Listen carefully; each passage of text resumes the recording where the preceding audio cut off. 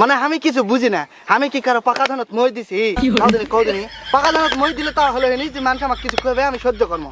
পাকা ধানত মই দেয়নি, কিচ্ছু দেয়নি, মানুষ খালি সবসময় আমার সাথেই লাগবে, আমার সাথেই লাগবে। আমি কি করবো কও?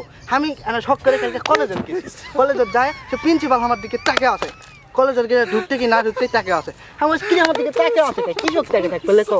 আমি কি ওই প্রিন্সিপালের পাকা ধানত মই দিছি লেখো? মই দিলে তো টাকা থাকবে নাকি? ওরা কিছু মনে করিনি, সোজা সোজা আমি চলে গেল কলেজের ভিতরে ঢুকে আমার দিকে পিউনও টাকা আছে, পিউনও টাকা আছে। কিরে পিউনের ধানতে মই দিছি? পিউনের ধানতে তো মই দেয়নি, তাইলো পিউনের ধানতে মই দেয়নি, প্রিন্সিপালের ধানতে মই দেয়নি, তাহলে তাকে আছে কেন? তাকে আছে কৃষক, আমার দিকে তাকে থাকা লাগে কৃষক। যাই হোক ভিতরে গেছি কলেজের ভিতরে যায় তিনটা ছুরি, আমার দিকে হা করে টাকা আছে, হা করে টাকা আছে। আমিও কি পাকা ধান মই দিছি? না হলে অবশ্যই আমার দিকে ক্রাশ খাচ্ছে, ক্রাশ না খেলে কি টাকা থাকতে হলে ক্রাশ খাওয়ার জন্যই টাকা আছে।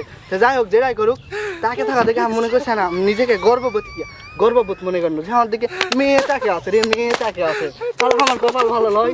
তো ওই জায়গার থেকে আমি ভিতরে গেছি, যাই দেখি যে ঘন্টা দেয় না দপ্তরি, ওই আমার দিকে তাকে আছে, ওই তাকে থাকতে থাকতে আমি খেয়াল করলো মুচকি হাসছে।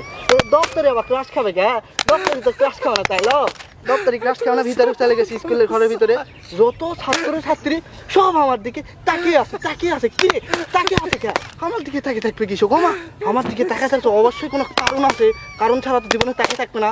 এই তাকিয়ে থাকা দেখে আমি স্কুলের ঘরের ভিতর থেকে বের হয়েছি টয়লেটের জন্য। টয়লেটের যায় আমি বসবা লাগবো, এই সময় তাকে দেখি কেউ আমার দিকে তার ক্লাস খায়নি। আমার ছেলে প্যান্টের চেন খোলা আসলো, আমি বুঝিনি কেউ।